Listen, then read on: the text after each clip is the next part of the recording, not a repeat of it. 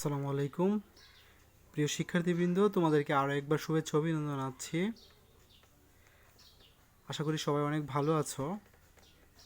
আজকে আমরা অর্থনীতি প্রথম পত্র দশম অধ্যায়ের কেন্দ্রীয় ব্যাংক এবং বাণিজ্যিক ব্যাংকের কার্যাবলী আলোচনা করব এবং কিছু প্রশ্ন দেখব, বোর্ড কোশ্চেন। হ্যাঁ, তো বিশেষ করে চিটং বোর্ড 19 সালের প্রশ্নটা আছে, এটা দেখব কেন্দ্রীয় ব্যাংকের কার্যাবলীগুলো।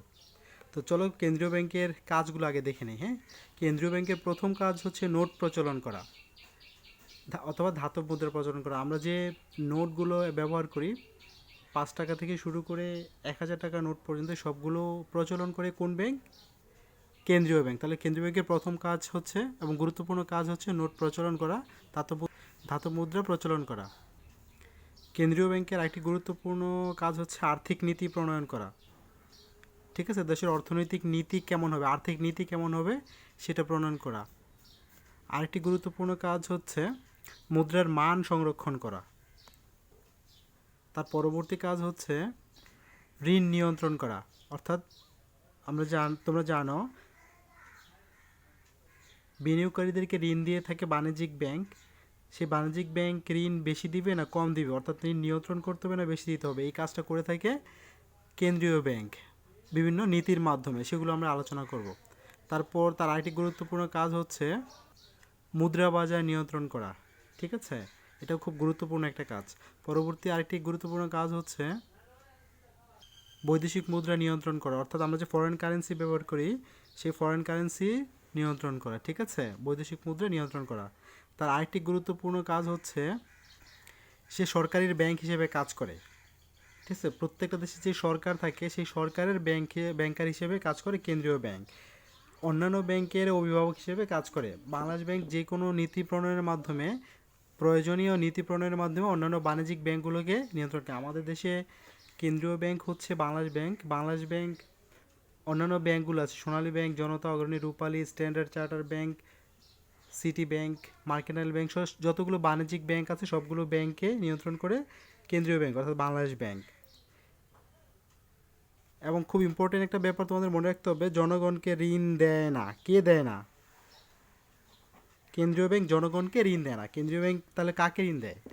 কেন্দ্রীয় ব্যাংক ঋণ দেয় অন্যান্য বাণিজ্যিক ব্যাংকে, এবং বাণিজ্যিক ব্যাংকগুলো ঋণ দেয় জনগণকে। ঠিক আছে, তাহলে কেন্দ্রীয় ব্যাংকের কাজ হলো বাণিজ্যিক ব্যাংকের সাথে এবং বাণিজ্যিক ব্যাংকের কাজ হলো কেন্দ্রীয় ব্যাংকের সাথে। চলো আমরা গ্রাফের মাধ্যমে দেখি। এই গ্রাফটা খেয়াল করো, কেন্দ্রীয় ব্যাংক ঋণ দেয় বাণিজ্যিক ব্যাংকে এবং বাণিজ্যিক ব্যাংক ঋণ দেয় জনগণকে বা বিনিয়োগকারীকে। তুমি ইচ্ছে করলেই যে কোনো বাণিজ্যিক ব্যাংকে গিয়ে অ্যাকাউন্ট খুলতে পারো, কিন্তু কেন্দ্রীয় ব্যাংকে তোমার নামে কোনো অ্যাকাউন্ট হবে না, বরং কেন্দ্রীয় ব্যাংক লেনদেন করে বাণিজ্যিক ব্যাংকের সাথে। ঠিক আছে, আবার বাণিজ্যিক ব্যাংক করে লেনদেন করে জনগণের সাথে। বাণিজ্যিক ব্যাংক তাহলে দুইটার সাথে, কেন্দ্রীয় ব্যাংকের সাথে এবং জনগণের সাথেও বিনিয়োগ করে। ঠিক আছে, তাহলে উপরে যে আমরা, তাহলে এই যে বৈশিষ্ট্যগুলো এর কোনো যে কোনো একটাও যদি উদ্দীপকে থাকে তাহলে সেটা তোমাকে ধরে নিতে হবে সেটা কোন ব্যাংক। এক্স্যাক্টলি, সেটা হচ্ছে কেন্দ্রীয় ব্যাংক। ঠিক আছে, কী কী নোট বা ধাতব মুদ্রা প্রচলন করা, আর্থিক নীতি প্রণয়ন করা, মুদ্রার মান সংরক্ষণ করা, ঋণ নিয়ন্ত্রণ করা, মুদ্রা বাজার নিয়ন্ত্রণ করা, বৈদেশিক মুদ্রা নিয়ন্ত্রণ করা, সরকারের ব্যাংক হিসেবে কাজ করা, অন্যান্য ব্যাংকের অভিভাবক হিসেবে কাজ করা। এই ব্যাপারগুলোর ব্যাখ্যা তোমরা একটু বইটা দেখো। ঠিক আছে, চলো আমরা কয়েকটা প্রশ্ন সলভ করি। দেখো তো, চট্টগ্রাম বোর্ড 19 সালে একটা প্রশ্ন আসছে। চট্টগ্রাম বোর্ড 19 সালে, মিস্টার সুমন কোন ধরনের আর্থিক প্রতিষ্ঠানে কর্মরত, চিহ্নিত করো। তাহলে তোমাকে চিহ্নিত করে ব্যাখ্যা করতে হবে। মিস্টার সুমন একটি প্রতিষ্ঠানে কর্মরত যা দেশের সকল আর্থিক প্রতিষ্ঠানকে প্রয়োজনীয় পরামর্শ ও নির্দেশনা দিয়ে থাকে। খেয়াল করো, কাকে? সকল আর্থিক প্রতিষ্ঠানকে। ঠিক আছে, তাহলে আর্থিক প্রতিষ্ঠান আবার দুই ধরনের, ব্যাংকিং এবং নন ব্যাংকিং ফাইন্যান্সিয়াল ইনস্টিটিউশন। ঠিক আছে, তাহলে মিস্টার সুমনের যেই সেই প্রতিষ্ঠানটা সকল আর্থিক প্রতিষ্ঠানকে প্রয়োজনীয় পরামর্শ নির্দেশনা দিয়ে থাকে। তার মানে এই যে সব বাণিজ্যিক ব্যাংকগুলোকে এবং নন ব্যাংকিং এনবিএফআই আছে, নন ব্যাংকিং ফিনান্সিয়াল ইনস্টিটিউশন, ঠিক আছে, সেগুলোকে পরামর্শ দিয়ে থাকে। তাহলে মিস্টার সুমন কোন ধরনের ব্যাংকে কাজ করে? এক্স্যাক্টলি, কেন্দ্রীয় ব্যাংকে। দেখো, ঋণ ব্যবস্থা তদারকি করে। তাহলে মিস্টার সুমনের যে প্রতিষ্ঠান সেটা কি করে? ঋণ ব্যবস্থা তদারকি করে। তাহলে মিস্টার সুমন কোন ধরনের ব্যাংকে কাজ করে? কেন্দ্রীয় ব্যাংকে। ঠিক আছে, চলো আমরা আরেকটা প্রশ্ন দেখি। হ্যাঁ, এই প্রশ্নটা দেখো, বরিশাল বোর্ড 19 সাল। ঠিক আছে, মিস্টার জুয়েল একটি ব্যাংকে চাকরি করেন যাকে মুদ্রা বাজারের অভিভাবক বলা হয়। তাহলে অভিভাবক যদি বলা হয় তাহলে জুয়েলের ব্যাংকটা কি ব্যাংক বলো তো? কেন্দ্রীয় ব্যাংক। এই যে শনাক্ত করতে পারলে 1 নাম্বার। দেখো উদ্দীপকের আলোকে মিস্টার জুয়েলের ব্যাংক কোন ধরনের ব্যাংক, এই যে কোন ধরনের ব্যাংক এটা সরাসরি বলে নিবা, বলা মাত্র 1 নাম্বার। তারপরে ওই ব্যাংকটার অন্যান্য পরিচয় দিবে এবং তার কাজগুলো উল্লেখ করবা, একদম 3-এ 3 পাবে। ঠিক আছে, আরেকটা প্রশ্ন দেখি আমরা। এই যে এই প্রশ্নটা দেখো, এটা ঢাকা বোর্ড 17 সালে আসছে। হ্যাঁ, দেখি আমরা কি লিখেছে।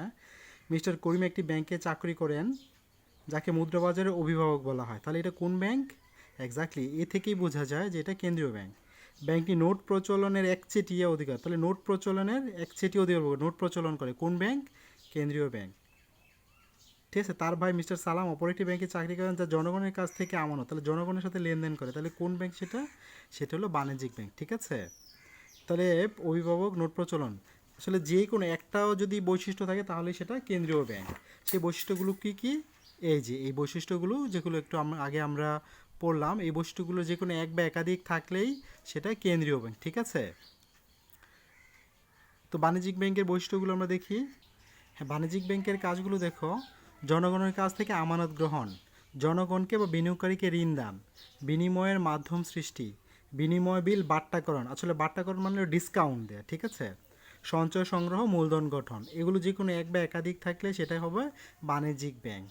আমরা আবার বলি বাণিজ্যিক ব্যাংকের কাজ হচ্ছে জনগণের সাথে। ঠিক আছে, চলো কয়েকটা উদ্দীপক থেকে কয়েকটা বোর্ড কোশ্চেন দেখি। সিলেট বোর্ড 19 সালে একটা প্রশ্ন আসছে, দেখো উদ্দীপক থেকে বাণিজ্যিক ব্যাংকের কার্যাবলী সমূহ চিহ্নিত করো এবং বর্ণনা করো। জনাব ওয়াই অর্থনীতির একজন প্রভাষক, তিনি শ্রেণীকক্ষে ব্যাংক সম্পর্কে আলোচনা করতে গিয়ে ব্যাংকিংয়ের বিভিন্ন দিক তুলে ধরেন, যেগুলোর মধ্যে রয়েছে আমানত গ্রহণ। দেখো, ঋণ প্রদান, আমানত গ্রহণ করে কোন ব্যাংক? বাণিজ্যিক ব্যাংক। ঋণ প্রদান করে কোন ব্যাংক? বাণিজ্যিক ব্যাংক। বিনিময়ের মাধ্যম সৃষ্টি, বাণিজ্যিক ব্যাংক। বিনিময় বিল বাট্টাকরণ, বাণিজ্যিক ব্যাংক। ব্যাংক হার নীতি, খোলা বাজার নীতি এবং নগদ জমার হার পরিবর্তন নীতি, এগুলো কোন ব্যাংকের কাজ? বাণিজ্যিক ব্যাংকের কাজ।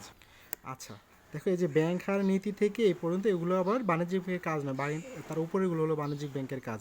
আমানত গ্রহণ, ঋণ প্রদান, বিনিময়ের মাধ্যম সৃষ্টি, বিনিময় বিল বাট্টাকরণ, এগুলো হচ্ছে বাণিজ্যিক ব্যাংকের কাজ। ঠিক আছে, তো আশা করি কেন্দ্রীয় ব্যাংক এবং বাণিজ্যিক ব্যাংকের কার্যাবলী বুঝতে পেরেছো। আমি তোমাদেরকে হোমওয়ার্কগুলো বলে দিচ্ছি।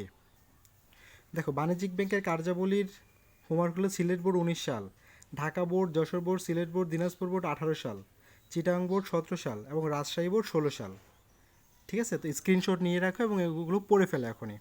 কেন্দ্রীয় ব্যাংকের কার্যাবলীর যেসব প্রশ্নে আছে, চিটাগাং বোর্ড 19 সাল, বরিশাল বোর্ড 19 সাল, ঢাকা বোর্ড 17 সাল, কুমিল্লা বোর্ড 17 সাল, বরিশাল বোর্ড 19 সাল। ঠিক আছে, এগুলো পড়ো এবং বইটা ঘেটে ঘুটে একটু প্রিপারেশন নাও, যেহেতু থিওরিটিক্যাল ম্যাথমেটিক্যাল না, এই জন্য আমি জাস্ট শিরোনামগুলো আলোচনা করেছি।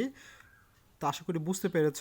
পরবর্তী ক্লাসে আমরা ঋণ নিয়ন্ত্রণ, কেন্দ্রীয় ব্যাংকের ঋণ নিয়ন্ত্রণ প্রক্রিয়া, এই বিষয়টা নিয়ে আলোচনা করব। হ্যাঁ, তো তোমাদের যদি কোনো প্রশ্ন থাকে বা সমস্যা থাকে আমার নিচে কমেন্টস বক্সে লিখো। আর তোমার তো একজন খুব ভালো ফ্রেন্ড আছে, তাই না?